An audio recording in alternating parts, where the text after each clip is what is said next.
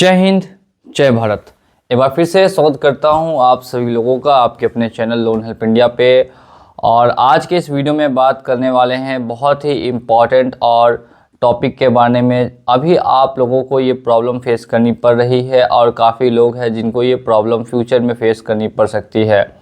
2026 start होने में काफ़ी कम समय बचा है और यहाँ देखने के लिए क्या मिल रहा है, आरबीएल बैंक के द्वारा और भी बहुत सारी एनबीएफसी एप्लीकेशंस के द्वारा और बड़ी बड़ी बैंक्स जैसे कि एसबीआई के द्वारा भी कॉन्टैक्ट लिस्ट पे कॉल आ रही है। यानी कि आपकी कॉन्टैक्ट लिस्ट आखिर उन तक कैसे पहुंची, आप अपनी कॉन्टैक्ट लिस्ट को उनसे कैसे महफूज रख सकते हैं, कैसे बचा के रख सकते हैं। और साथ में अगर आपके कॉन्टैक्ट लिस्ट पर कॉल गई है तो ऐसे में अब आपको क्या स्टेप्स लेने चाहिए, सारी डिटेल्स आज के इस वीडियो में मैं आपको बताने वाला हूं। तो मेक श्योर कीजिए कि अगर आप इस वीडियो को देख रहे हैं तो लास्ट तक ज़रूर से ज़रूर देखें। सबसे पहले बात करते हैं कॉन्टैक्ट लिस्ट कॉल क्या करना लीगल है या फिर इलीगल है। 2024 में ही गाइडलाइंस आ चुकी हैं कि कोई भी एनबीएफसी कंपनी हो गई या फिर कोई भी बैंक हो गई, किसी के भी कॉन्टैक्ट लिस्ट को एसेस ही नहीं करेंगे। यानी कॉन्टैक्ट लिस्ट को एसेस करना, सेव करना ही इलीगल है। लेकिन ये लोग कॉन्टैक्ट लिस्ट को सेव करने के साथ साथ कॉन्टैक्ट लिस्ट पे कॉल भी कर रहे हैं, जिससे कि आम जो भी लोग हैं जिन्होंने लोन को डिफ़ॉल्ट किया है उनको काफ़ी ज़्यादा परेशानी का सामना करना पड़ता है। क्योंकि कॉन्टैक्ट लिस्ट में उनके बहुत सारे नंबर्स होते हैं, रिलेटिव्स के, फ्रेंड्स के, फैमिली के, ऑफिस मेंबर्स के और भी बहुत इंपॉर्टेंट वर्क के भी नंबर्स रहते हैं, जहां पे ये लोन कंपनी वाले बिना सोचे समझे कॉल करते हैं और उनको परेशान करते हैं लोन आपने लिया है इस नाम से। सबसे पहला स्टेप आपको क्या होना चाहिए, जिस जिस नंबर से कॉल गया है उन सभी नंबर्स को आप जमा करें। अगर कॉल की रिकॉर्डिंग है तो ज़रूर सेव करें। ये लोन कंपनी वाले बहुत ही तेज़ और शातिर होते हैं, कभी भी फ़ोन पे अपना कंपनी का नाम नहीं बताते। आप इनसे पूछते पूछते रह जाएंगे लेकिन ये कंपनी का नाम नहीं बताएंगे। तो फिर कैसे पता करें कि कंपनी का नाम क्या है। आप उनसे लोन अमाउंट पूछ के कंपनी का नाम पता कर सकते हैं कि कितने का लोन अमाउंट है। अगर आप लोन अमाउंट पूछेंगे तो वो खुद ही कंपनी का नाम बता देंगे। देखिए, दो तरह के यहाँ पे आपको बैंक और एनबीएफसी हैं जो कॉन्टैक्ट्स पे कॉल करते हैं। पहले तो वो है जो अभी 1 से 2 बार कॉल करेंगे फिर कॉल नहीं करेंगे, और कुछ ऐसे भी एनबीएफसीज होते हैं जो डेली कॉल करते हैं कॉन्टैक्ट लिस्ट को, डेली कॉन्टैक्ट लिस्ट में 2-4 नंबर को निकाल के कॉल करते हैं। तो अगर दोनों में से किसी से भी अगर आपको प्रॉब्लम आई है, आपको सबसे पहले उन नंबर्स को रिकॉर्ड करना है और अगर कॉल पे रिकॉर्डिंग हुई है तो वो भी आपको अपने पास रखनी है। अब इन सारे जो भी आपके पास एविडेंस है, जो नंबर्स है, वो आप इकट्ठा करेंगे। इकट्ठा करने के बाद जो सबसे पहला स्टेप होता है वो होता है वार्निंग देने का। जिस भी बैंक का आपका लोन है, जिस भी एनबीएफसी का लोन है, उसको ईमेल के जरिए आपको एक वार्निंग मैसेज देना होगा कि आपके एजेंट्स द्वारा हमारी कॉन्टैक्ट लिस्ट को एसेस किया गया है और साथ साथ में कॉल भी किया गया है। अब आपको डिमांड करना होगा उसी ईमेल में कि आपको कम से कम 2 लाख रुपए का कंपनसेशन भी पे किया जाए और साथ साथ में जो कॉन्टैक्ट्स पे कॉल जा रहे हैं उनको तत्काल बंद कर दिया जाए। अगर बंद नहीं किया जाएगा तो ऐसे में आप उनके खिलाफ कार्रवाई लेंगे। इस तरीके का आप एक हिंदी में या इंग्लिश में ड्राफ्ट तैयार करके उन्हें भेज दीजिए। जैसे ही ये आप ईमेल उन्हें भेजते हैं तो आपको कुछ ना कुछ रिस्पॉन्स आएगा, जिसमें वो कहेंगे अगर हमारे एग्जीक्यूटिव्स ने कॉल किया है तो हमारे एग्जीक्यूटिव का डाटा आप शेयर कीजिए कि उसका क्या नाम था, क्या मोबाइल नंबर था, और कुछ रिकॉर्डिंग है प्रूफ में तो वो भी भेजने के लिए।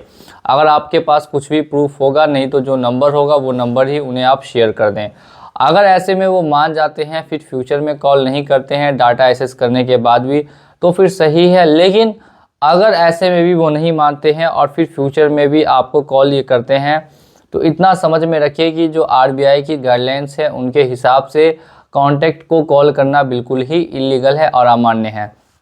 ऐसी स्थिति में आपको उनका पैसा पेमेंट नहीं करना है, 1 रुपये भी उनको नहीं देना है। रुला दीजिएगा, रो भी देंगे, आपके सामने आके गिड़गिड़ाएंगे, लेकिन आपको उनका 1 रुपया पेमेंट नहीं करना है। अब अगर ज़्यादा आपका प्राइवेसी वॉयलेट कर रहे हैं कॉन्टैक्ट लिस्ट में कॉल कर करके, तो ऐसे में फिर आप 1930 में साइबर हेल्पलाइन नंबर है, यहाँ आप कंप्लेन दर्ज करा सकते हैं उन सभी नंबर्स पे।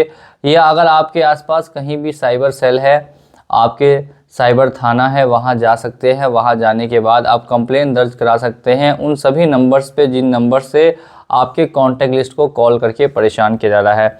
ज़्यादातर 1 से 2 ही लोग होते हैं जो इस तरीके से कॉल करते हैं। अब जब आप यहाँ पे कंप्लेन कर ही रहे हैं, साथ साथ आप RBI के पोर्टल में भी कंप्लेन कर सकते हैं। crpc@rbi.org.in है, यहाँ पे भी आप कंप्लेन फाइल कर सकते हैं और आपको एविडेंस में कुछ ना कुछ अटैच करना पड़ेगा। विदाउट एविडेंस अगर आप कंप्लेन करते हैं RBI को तो वहाँ पे कोई एक्शन खास लिया नहीं जाता। तो कम से कम जो नंबर्स हैं और अगर रिकॉर्डिंग्स है वो अटैच करके आप उन्हें सेंड कर दीजिए।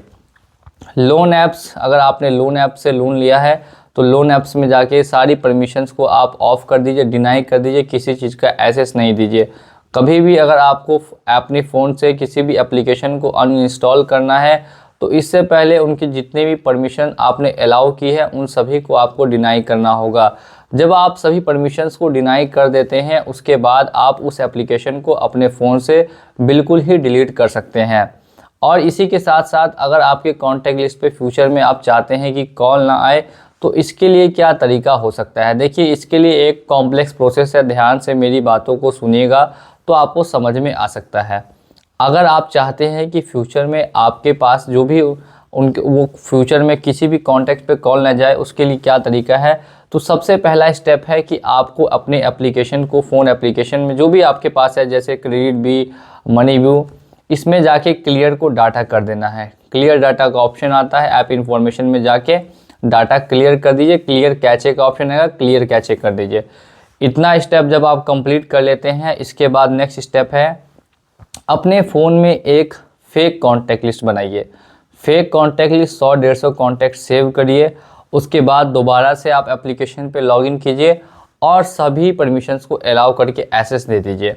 अब क्या होगा कि जो फेक कॉन्टैक्ट लिस्ट है उनका एक्सेस उनके पास चला गया, तो इस समय उनके पास फेक और रियल दोनों कॉन्टैक्ट लिस्ट का एक्सेस हो सकता है। तो ऐसे में यहाँ चांसेस कम रहते हैं कि आपके कॉन्टैक्ट्स पे कॉल जाए और ये तरीका 84% तक आपको काम करता है। यानी 100 लोगों में से 84 लोग इनसे आपके कॉन्टैक्ट लिस्ट पे उनके कॉल नहीं जाता है जो ये स्टेप्स को फॉलो करते हैं। देखिए, कॉन्टैक्ट लिस्ट पे कॉल नहीं करनी चाहिए, इस पर मैं एक और वीडियो भी बनाऊंगा और मैं चाहता हूं इस वीडियो को आप ज़्यादा से ज़्यादा शेयर करें और RBI तक मेरी ये बात पहुंचाए ताकि इसके खिलाफ सख्त से सख्त नियम दोबारा से लागू कर सके कि जितने भी कॉन्टैक्ट लिस्ट पे कॉल कर रही हैं अगर कंपनियां पकड़ाती है तो उन पे भारी जुर्माना लगना चाहिए।